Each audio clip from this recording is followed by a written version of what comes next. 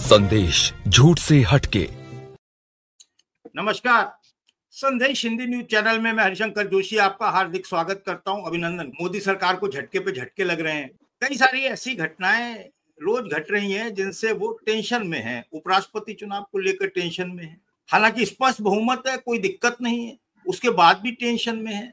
देखिए, ये जो मामला है, 782 वोट थे और 391 वोट उनके पास हैं, तो भी 31 वोट ज्यादा थे। अब ये आंकड़ा 386 पर आ गया है। एनडीए के पास 425 सांसद हैं। एनडीए के पास सर, इसमें देखिए कि आपको गिना दूं, जेडीयू भी है और बहुत सारी पार्टियां भी हैं। इसके अलावा नायडू साहब की पार्टी भी है। ये दो बड़ी पार्टी हैं। ऐसे में अंतरात्मा की आवाज जिसने हिला दिया है हमारे मोदी जी की अंतरात्मा को, चेहरे पर आप पढ़ सकते हैं। सर, कैसा क्या आप सोच रहे हैं कि अगर ये कल चुनाव होगा तो उसमें क्या कुछ वोट अंतरात्मा की आवाज पर भी पड़ेंगे? देखिए, आपने पहली बात तो ये कही कि मोदी जी की अंतरात्मा की में कुछ धड़कन तेज हो रही है, तो मैं तो ये नहीं जानता कि मोदी जी में कोई अंतर या जंतर मंतर आत्मा है। वो आत्मा से खाली एक इंसान है। हालांकि वो अपने आप को भगवान समझते हैं, लेकिन है इंसान। असल में आपने जो कहा ना कि खुशी क्यों नहीं है, देखिए, खुशी का सारा संबंध जो है वो अपेक्षा से होता है। जो बच्चा जो है वो, जिसको यकीन हो कि वो फेल हो जाएगा, अगर वो 33% मार्क भी ले ले तो वो उसको खुशी होती है। और जिसको ऐसा लगता है कि मुझको तो जो है वो डिस्टिंक्शन आना है, अगर वो फर्स्ट क्लास भी पास हो जाए तो उसको जो है वो दुख होता है। तो असल जो खुशी और गम का मामला है इंसान का, उस उपलब्धि से नहीं है जो कि उसको मिलती है, बल्कि उससे है जो वो एक्सपेक्ट करता है। अब ये जो बीआरएस और बीजेडी का मामला है ना, ये अमित शाह ये नहीं चाहते थे कि वो एब्सटेन करें। अमित शाह तो ये चाहते हैं कि सारा कांग्रेस और सारे विपक्ष भी जो है वो उन्हीं को वोट दे दे। ऐसे में अगर वो बीआरएस को सारी ब्लैकमेलिंग के बावजूद और बीजेडी को उनकी सारी फाइलें दिखाने के बावजूद अगर इस बात पे राजी नहीं कर सके कि वो उनको वोट दे, तो ये उनकी नाकामी है और वो अपनी इस नाकामी पे जो है वो दुखी है। ये जो इलेक्शन हो रहा है, इसके रिजल्ट जो भी आएगा, परिणाम, लेकिन इसमें इससे पहले जो कुछ हो रहा है, जिस तरह से कि इन्होंने उन पर इल्जाम लगाया सुदर्शन पे कि भाई ये जो है वो नक्सल है, इसने नक्सलों की मदद की है, और जिस तरह से सुदर्शन ने उसका मुंह तोड़ जवाब दिया, मैं तो बोलता हूं कि अगर कोई खुददार इंसान होता तो उसी को उस जवाब को सुन के चुल्लू भर पानी में मर जाता। उन्होंने कहा कि ये मेरा व्यक्तिगत फैसला नहीं था, ये दो कोर्ट का फैसला, दो लोगों का फैसला था। आप सुप्रीम कोर्ट का अपमान कर रहे, और 11 साल बाद आपको पता चला कि मेरे फैसले की वजह से आप नक्सलवाद को खत्म नहीं कर सके, और जिस राज्य में आप खत्म करना चाहते हैं वहां तो वो फैसला जो है वो नाफिज है, अभी भी लगा हुआ है। तो एक बात सुदर्शन साहब ने कही अमित शाह के लिए कि बराए मेहरबानी उस फैसले को एक बार पढ़ के देखिए। यानी उन्होंने ये कहा कि आप बगैर पढ़े हाँक रहे। देखिए, ये एक बड़ी इंसल्ट की बात है। तो मैं ये कह रहा था जोशी साहब कि आपके हिस्से के एक शायर होते थे मेरठ के हाफिज मीरठी। उनका एक शेर है, हर इनकलाब की तारीख ये बताती है, जो मंजिलों पे न पाया वो रह गुजर में मिला। तो इसकी जो मंजिल है ना, जो नतीजा निकल कल डिक्लेयर होने वाला है, उस पे वो चीज नहीं मिलेगी जो इस रह गुजर में मिल रही है, जो इस प्रोसेस में मिल रही है।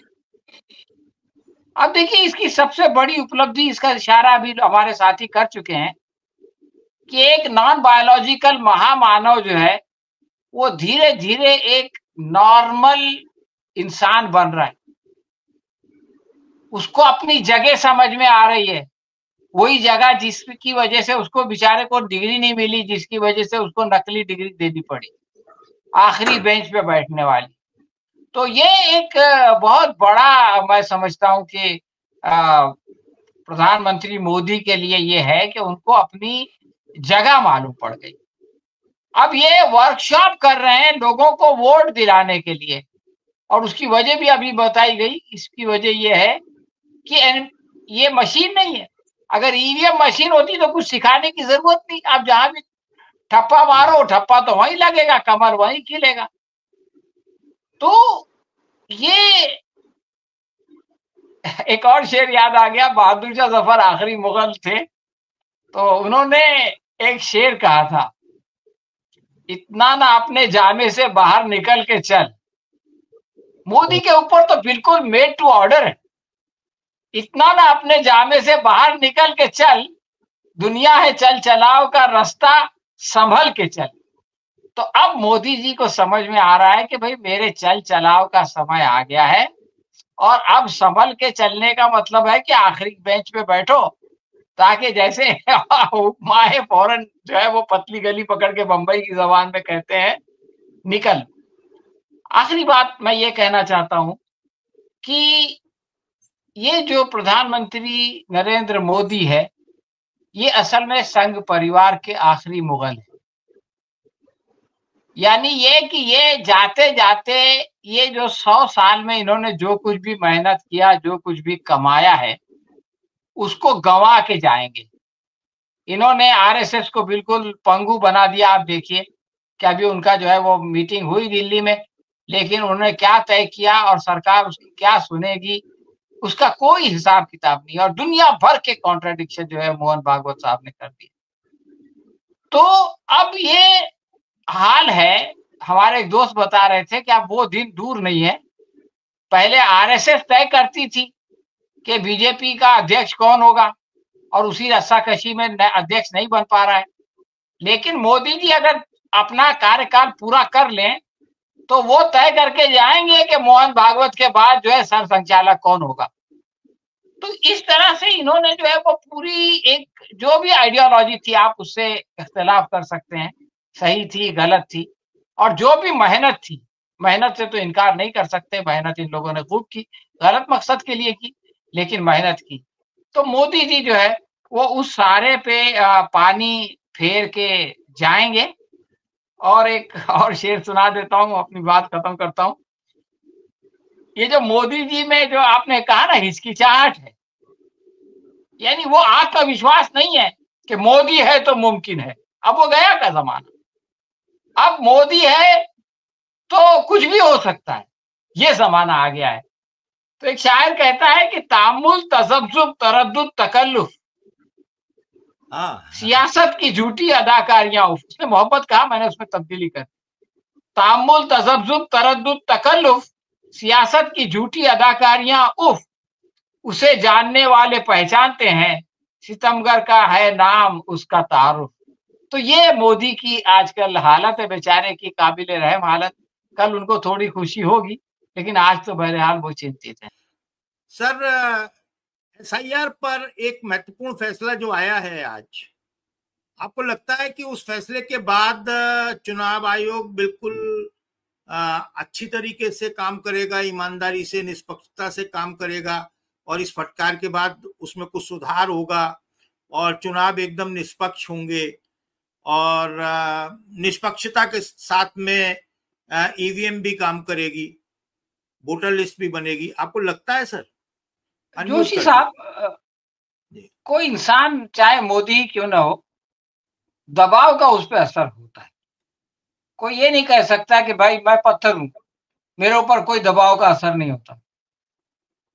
तो जनता का जो दबाव है उसका असर पहले तो सुप्रीम कोर्ट पे हुआ, वरना आप सुप्रीम कोर्ट की पहली सुनवाई को अगर याद करें तो उसमें उसने कहा था कि ये तो चुनाव आयोग का काम है, चुनाव आयोग अपनी जिम्मेदारी को अदा कर रहा है साहब।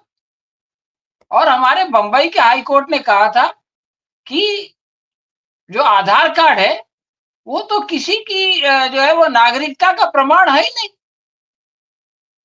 तो इसलिए आधार कार्ड की तो कोई अहमियत ही नहीं है।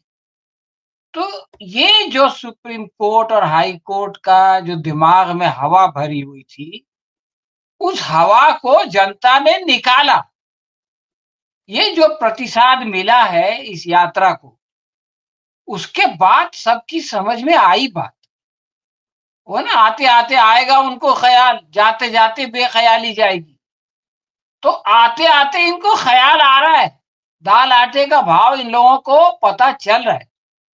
और ये जो पता चल रहा है, तो ये पता न केवल चुनाव आयोग को पड़ेगा, पता चलेगा, बल्कि ये बीजेपी की भी समझ में आएगा कि जनता की भी बर्दाश्त की एक हद है। बहुत देर तक वो अनदेखी करती है, लेकिन फिर ये कि वो खड़ी हो जाती है, और जब खड़ी हो जाती है तो अच्छे अच्छों का दिमाग दुरुस्त कर देती है। तो ये सोचना कि इसका कोई असर नहीं होगा, ये नहीं, ये तो असर दिख रहा है। देखिए, जो इज्जतदार इंसान होता है ना, वो अपनी इज्जत का ख्याल करता है और अपने सामने वाले के इशारे को समझता है। जब बार बार सुप्रीम कोर्ट ये कह रहा है कि भाई आधार कार्ड आसान है, आधार कार्ड को इस्तेमाल करें तो अच्छा है, तो इनको समझ लेना चाहिए था। लेकिन जो लातों के भूत होते हैं ना, वो बातों से नहीं मानते, उनकी समझ में बातें नहीं आती, उनकी समझ में लात और घूंसा ही आता है। तो अब यह है कि आखिर जब सुप्रीम कोर्ट ने देख लिया कि भाई इनसे शराफत की जबान ये समझते ही नहीं है, तो उसने सीधा ऑर्डर दे दिया। अब क्या इज्जत बची? अगर पहले ही जब दूसरी सुनवाई में इसकी बात आई थी, उसी वक्त कह देते कि हाँ भाई हम आधार कार्ड इस्तेमाल करेंगे, हम तो खुद ही चाहते थे इस्तेमाल करना, तो इज्जत बच जाती। अब क्या है, जलील होके वही काम करना पड़ा जो इज्जत के साथ कर सकते थे। मैं आपकी जो बात आपने प्रोफेसर साहब से सवाल पूछा था, उस पर 1-2 मिनट कुछ कहना चाहता हूं। आपने कहा था कि अगर किसी ने अंतरात्मा की आवाज पे वोट दे दिया तो क्या होगा, ये आपने सवाल किया था। तो आप ये देखिए कि प्रधानमंत्री 2002 में जिस वक्त मुख्यमंत्री बने गुजरात के, और वहां से लेके अब तक उन्होंने बहुत सारा नौटंकी किया, लेकिन हर नौटंकी का उद्देश्य क्या था? हर नौटंकी का उद्देश्य ये था कि इस देश के लोगों की अंतरात्मा खत्म हो जाए, मर जाए। और उसी में सांसद भी इस देश की जनता में से कुछ लोग हैं। आप ये देखिए कि हिरेन पांड्या उनका राइट हैंड था, उनके साथ संघ की शाखा में जाता था। उसके वालिद भी, उसके जो पिताश्री है वो भी संघ में थे। हिरेन पांड्या क्यों इस दुनिया से चले गए? ये वही कि उनकी अंतरात्मा की आवाज को नहीं दबा सके। वो जाकर के कमीशन में उन्होंने गवाही दे दी। संजीव भट्ट उस अदालत में, उस जेल में था जहां पर के हिरेन पांड्या के जो मुलजिम कातिल जिनके ऊपर इल्जाम था वो थे। वो उनसे मिला, उससे उसने बात किया, और इस बात का इम्कान हो गया कि वो जाके बोल देगा कि इन लोगों ने नहीं मर्डर किया है, इनको जबरदस्ती फंसाया गया है। उसकी अंतरात्मा को दबाने के लिए उस आदमी के ऊपर 20 साल पुराना केस खोल के उसको उम्र कैद की सजा दे दी गई। उसके घर पे बुलडोजर इसलिए चला है जोशी साहब कि बाजू वाले आदमी ने जाके कंप्लेन किया कि इसके घर की वजह से मेरी हवा रुकती है, तो उसके घर का एक हिस्सा सरकार ने बुलडोजर से तोड़ दिया। आप सोच सकते हैं? तो ये सारी कोशिशें जो थी, अब उमर खालिद क्यों है जेल में? शर्जील इमाम पे 5 साल से मुकदमा ही नहीं शुरू हो रहा है। ये सारी कोशिशें अंतरात्मा की आवाज को दबाने के लिए। अब अगर कल प्रधानमंत्री मोदी को पता चल जाए कि 23 साल की मेहनत के बाद भी कुछ लोगों की अंतरात्मा जिंदा है, और एक आदमी भी अगर है तो उस एक आदमी का एक वोट जो है ना, वो प्रधानमंत्री मोदी की 23 साल की मेहनत पे पानी फेर देगा, और वो ये समझेंगे अपने आप को कि मैं अपने मिशन में नाकाम हो गया। तो ये होगा अंतरात्मा की आवाज पे वोट देने का असर। आत्मा की आवाज का कल पता चल जाएगा, कल ही रिजल्ट आ जाएगा कि कितनों की आत्मा जागी या नहीं जागी, आत्मा है या नहीं है। और पता नहीं बायोलॉजिकल में होती है आत्मा या नॉन बायोलॉजिकल में होती है आत्मा, मैं ये भी नहीं जानता। मैंने दर्शन शास्त्र भी नहीं पढ़ा और धर्म संस्कृति के बारे में भी कोई खास ज्ञान नहीं है। और देखिए, हम यही कहेंगे कि कल उपराष्ट्रपति का चुनाव है, और अगर उसमें बहुत कम संख्या में भी क्रॉस वोटिंग हो जाती है तो ये मोदी जी के लिए बेहद चिंता का विषय है, अपमान का विषय है, और ये हार जैसा होगा।